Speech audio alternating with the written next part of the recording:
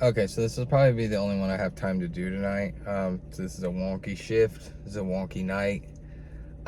So basically, I have a client who called me while they were still doing puppy class. Like it was pretty close to when the puppy was getting to conclude that class.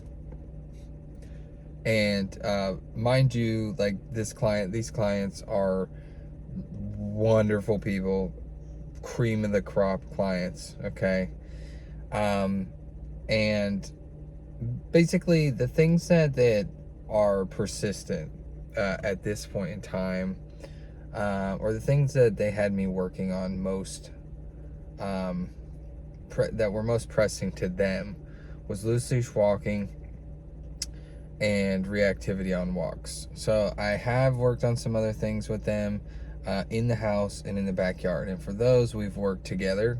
So those have been guided lessons or partial guided lessons. Might do like half and half, half guided and half one-on-one with just me and the dog. And so I've been out there probably 5 times. I'd have to go look at my records to know for sure. But that's that's less than a full week, a full calendar week. So maybe a work week, business week, but that's less than a full calendar week. 5 days, 5 hours. So we're just scratching the surface. So that's like your first quarter, like of like, I used to do, like they used to do quarters when we were in like middle school or whatever. And so it's just like the first quarter, like in the first semester, is basically like what we're talking about for this dog and where she's at. Okay. So in any event, at this point, I have observed improvement in loose leash walking, and the guardians have reported that they're noticing improvement when they take her for a walk. Okay. Now, when you enter the reactivity, when you add a reactivity into the equation, things are a little bit different. And this isn't surprising at all. So this is where I need to be pushing them to be doing a guided lesson with me, because it's one thing to watch videos of me running my mouth about it. It's one thing watching somebody do it in a video. It's totally different when you have intimate access to a trainer, a rewards-based trainer, when they're working on this thing, when they're working on this action item. So they have intimate access to the trainer. They are observing it like firsthand in front of their face, and then I'm handing them the reins and I'm watching them and I'm helping them through that. We're troubleshooting right there on site in real time. Okay. So that's the difference there. So anyway, Dad went and walked him for the first time in several weeks. It's been several weeks, if not more, that Dad has walked her, sorry.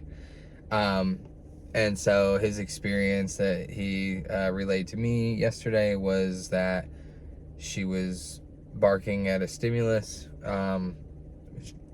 He turned and increased distance and then turned around as I advised him to do.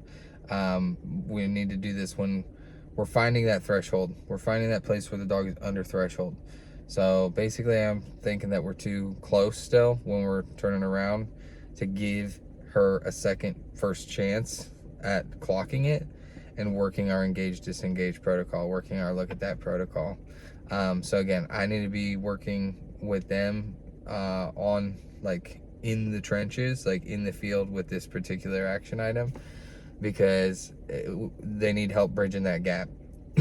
So, but he lets me know yesterday that he thinks it's time to try something else. And again, these are wonderful clients. And I just don't want to see them fall into I don't want them to enter this pitfall that a lot of people enter, like with their dog. And again, 5 days, 5 hours, that's nothing.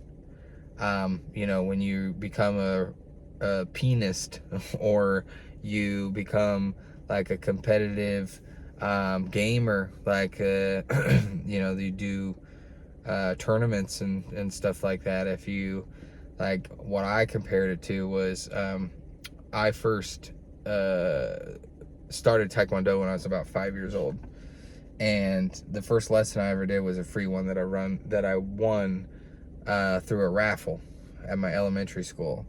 And so, like, that free lesson is comparable to like where they're at with this dog right now. Well, what I told him was more apropos, they're probably the equivalent of like a yellow belt or like an orange belt in their work with this dog. Okay. So they're advancing faster than I could, like, in Taekwondo. I mean, I think it was roughly 6 months between like each colored belt that you could test for. And then once you got your black belt, I mean, you were waiting closer to a year, like, to test for the next level or the next degree, or if not more. I can't really recall. But, I understand this, this urge, this pull toward some form of positive punishment. When I use the word punishment, like, people think that I'm like talking dirty, like, because that's the colloquial like version that we're exposed to in day-to-day life in conversation. But what we're talking about is positive, meaning you add something; punishment, meaning you decrease the likelihood of a behavior, decrease the frequency of a behavior. And if you're using positive punishment, like, the vast majority of the time you're using an aversive. Okay. So it can be psychologically damaging, like it can be physically damaging, which is not what they're seeking. They're not seeking to damage the dog in any way, shape, or form. But Dad told me that he wanted to communicate more strongly with his dog. But it's not a lack of like strength of communication or intensity of communication or feedback. It's a lack of security that this dog is feeling in relation to different types of stimuli. And so we need to work together to nurture that lack of security and confidence, and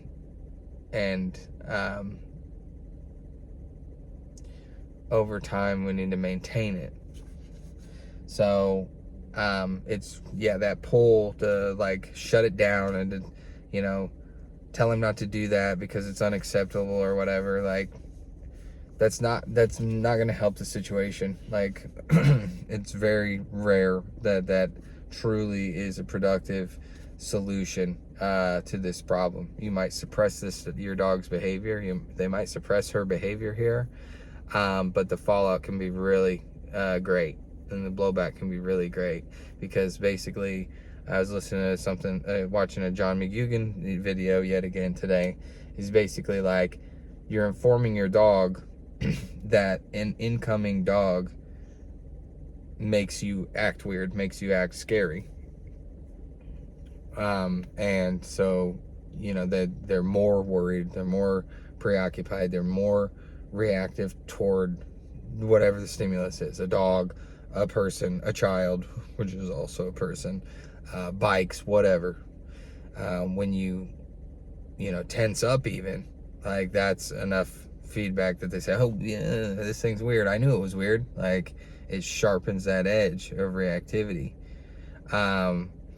And so when you act that way, when you do something that the dog doesn't like as a result of seeing seeing something, barking at something that they are communicating that it doesn't feel safe, or that, you know, agitates them, activates them, then, you know, you're gonna not improve their association with that thing, with that stimulus or that type of stimulus. You can exacerbate the current state of affairs. Okay. Anyway, that's enough rambling. I appreciate you watching if you got through that. So have a good night.